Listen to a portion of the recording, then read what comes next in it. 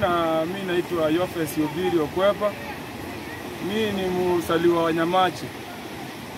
Sasa mimi dalacha jana ilikuwa mwendo wa saa 8 mchana.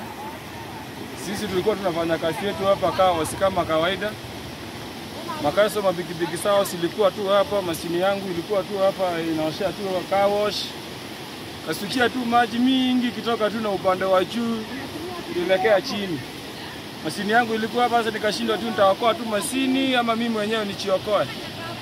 Hii daraja imeshinda tu hapa, watu wetu wameshinda tu wakiumia tu hapa, watu wamekufa tu hapa kwa hii daraja. Serikali tumeshinda tu tukiomba serikali tusaidie tu hapa, hii daraja ikapate tu kutengenezwa. Tumewekwa hadi kwa saa hii sasa.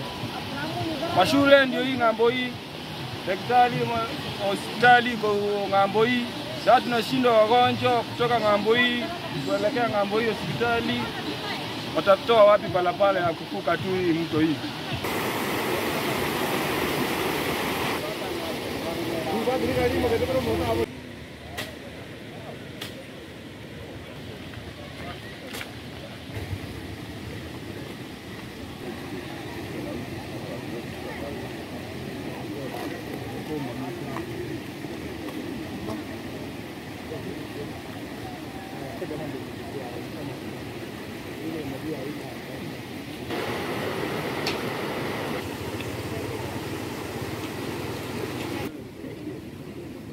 Yeah, this bridge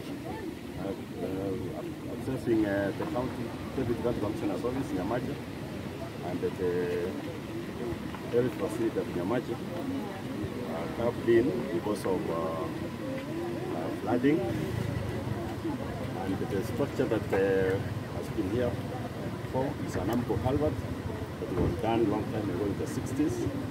So over time it has worn out. And that was the reason why it gave in. So what we are doing is we have assessed the damage. We are now working on a cost estimate, which we will transmit to our headquarters so that we can get the emergency funds to do another structure.